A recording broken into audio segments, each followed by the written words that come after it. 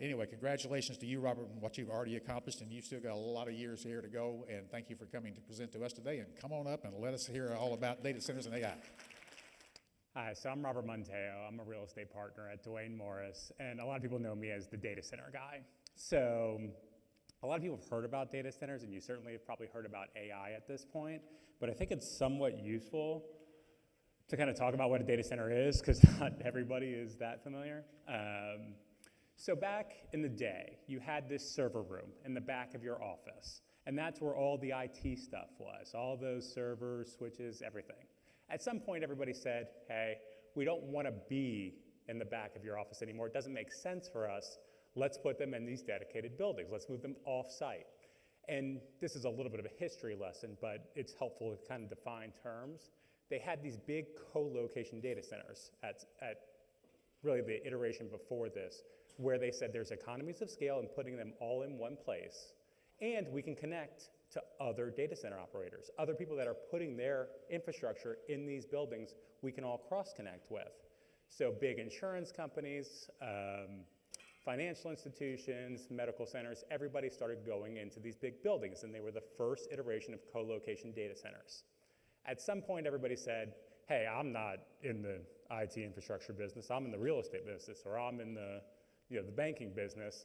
Let's have Google or somebody that can run a cloud so that we can get to our stuff all the time, actually run all these servers for us. So we used to do a lot of licensing for individual racks in these data centers, and that went to being the whole data center taken down by a big Google or Amazon Web Services or somebody. But it looks like this. It's a big giant building with a ton of air conditioning and a ton of energy infrastructure around it.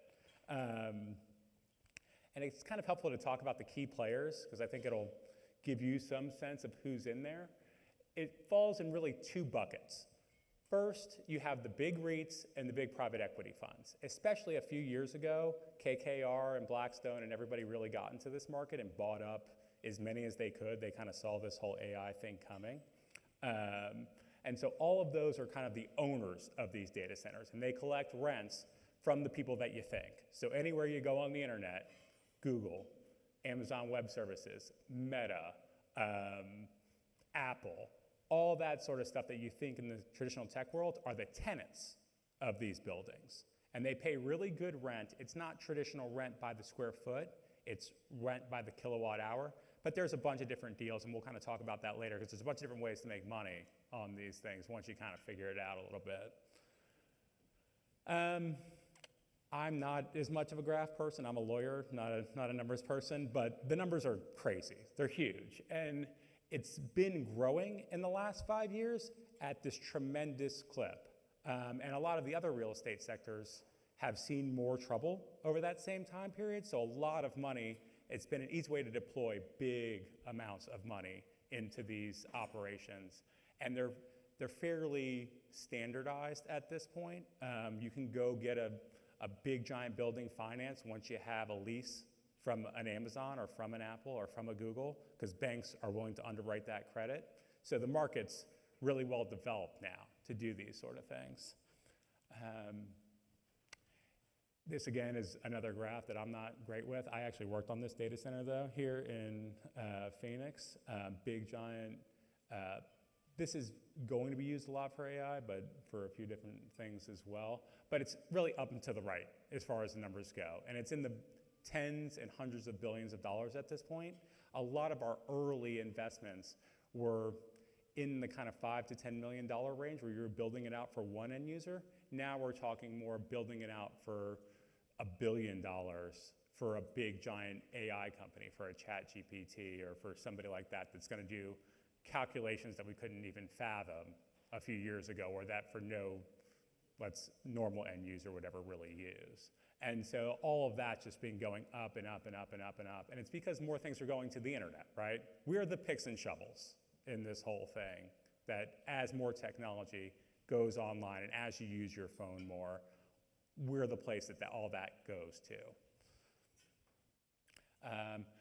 And one of the interesting things about this is AI is changing the mix. So a lot of the compute power was traditionally used to do some of your back-end operations. to go and get the documents off your document management system, to go pull something off the internet.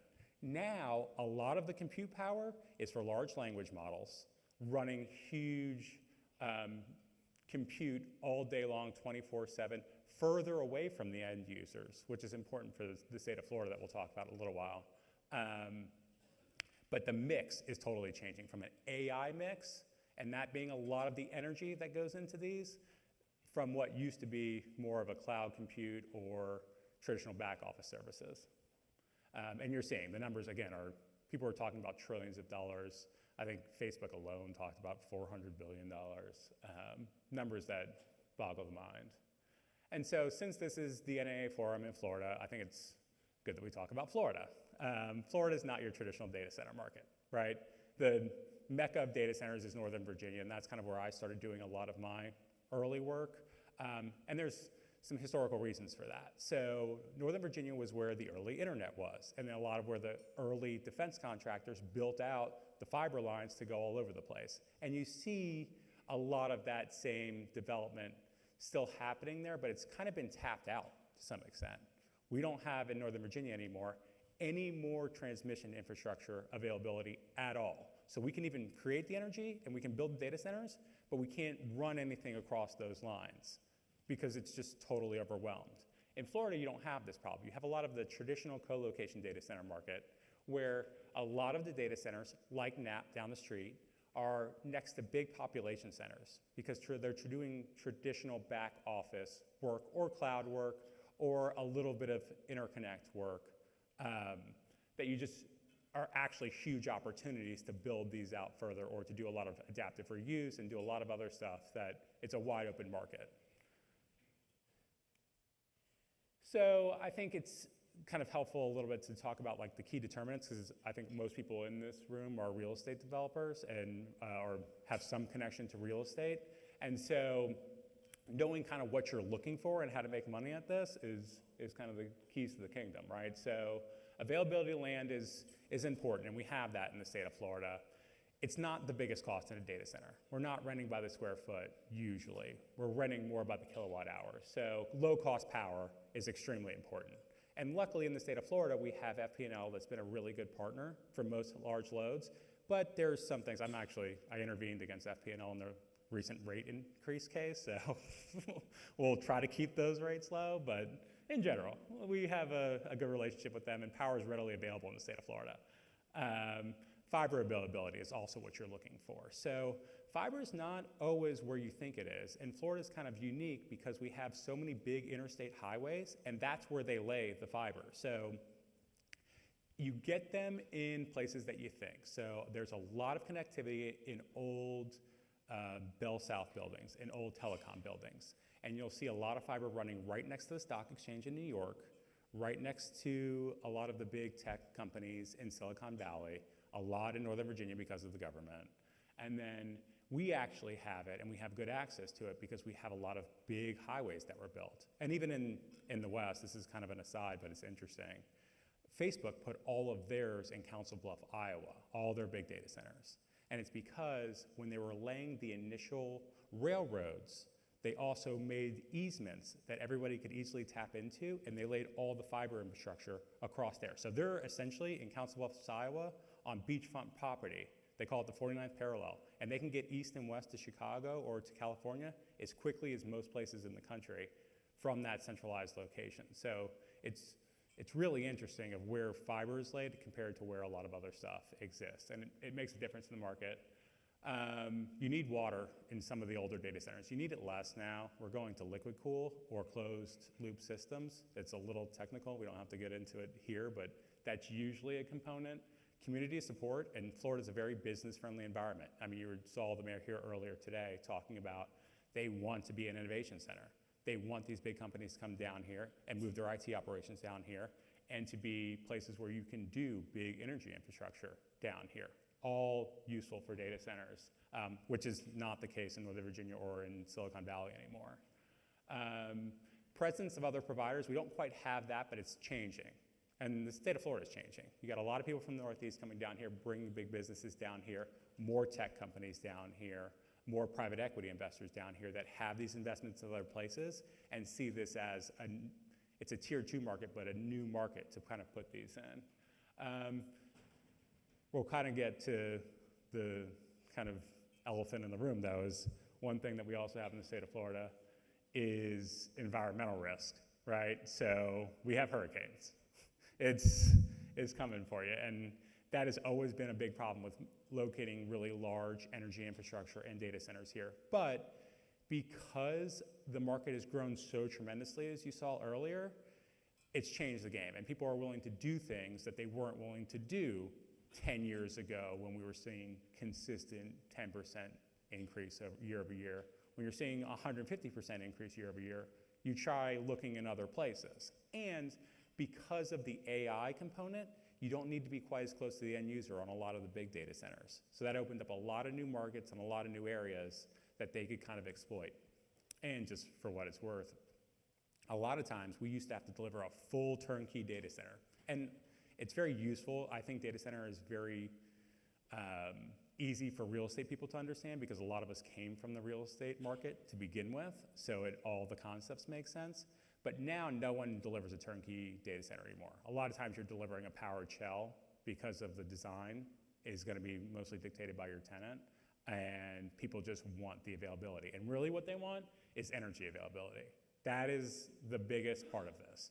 We sell energy in these data centers. It's just big servers cranking all day with giant air conditioning. It needs tons and tons of energy. And in Florida, we have a ton of that. We have great solar. We have nuclear energy here.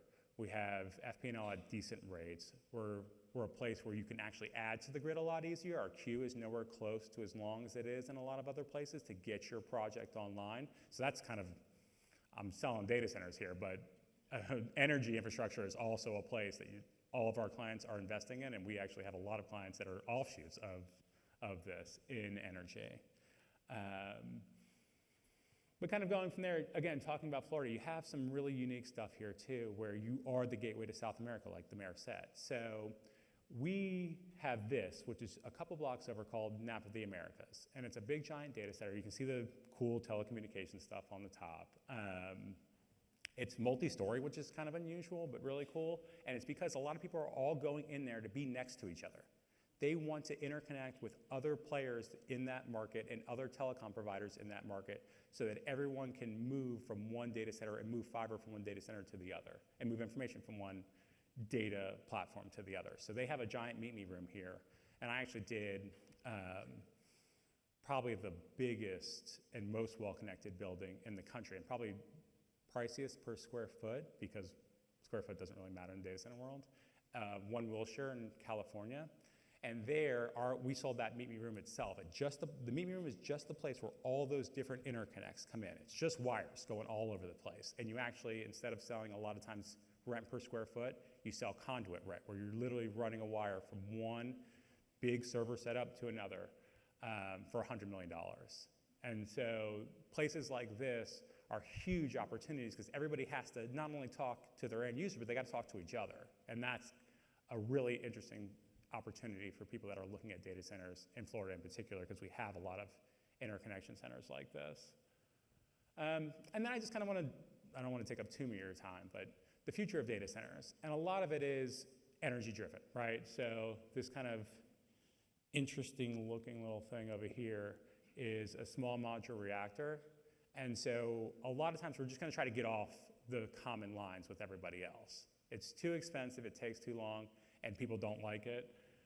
This is probably the next trillion-dollar idea, is if you can put a small modular reactor next to a data center, it'll run 24/7, and you don't have to use anybody else's infrastructure. And there's a lot of side businesses about that, and we have other people in other offices that are really good and have clients working on that part of it too.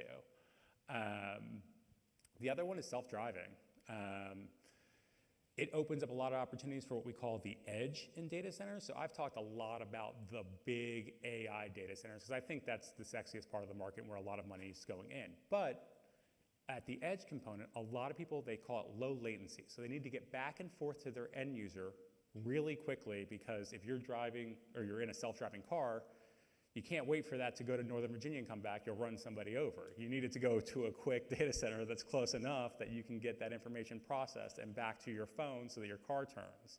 And so we're actually doing a lot of edge components on top of buildings. We actually just did one for a casino where they actually run their online gambling operations in a data center right next to their parking lot, outside the main building. And honestly, that building one day is going to be the future of that casino because everything's going to be online gambling, not gambling at the craps tables. And just in general, you'll see, I mean, you've probably heard the name NVIDIA. It went over $4 trillion market cap yesterday. All NVIDIA does is build data center chips. So all of those chips have to go into buildings that is good for people like me and like everybody else in this room to build those buildings, to be, again, the picks and shovels in the gold rush that's AI and that's in this data center build out. Besides that, I don't really have anything else, but I would love to answer any questions that you have, or I'll be around to the extent you want to ask them later on. Okay, wonderful.